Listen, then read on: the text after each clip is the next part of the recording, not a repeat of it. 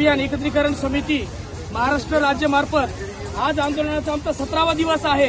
परंतु आज या ठिकाणी पूर्ण जिल्हा नाही एवढा महाराष्ट्र एकवटला आहे तरी देखील शासनाने कोणत्याही प्रकारची दखल न घेतल्यामुळे आज या ठिकाणी आम्हाला एवढा प्रचंड मोर्चा या ठिकाणी सिद्धिविनायक कॉम्प्लेक्स पासून काढावा लागलेला आहे।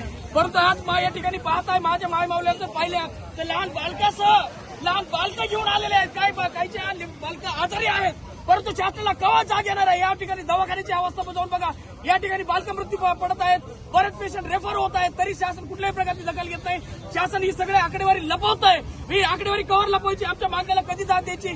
काल एक शासन आयुक्त मार्फत एक सर्क्युलर आलंय की यांच्या 7 दिवसापर्यंत यांचे आंदोलन वापस घ्या, नाही दिलं तर यांना नोटिसा द्या आणि नोटिसा देऊन यांना कार्यमुक्त करा। म्हणजे आम्ही काय भाजीपाला आहेत का इथं?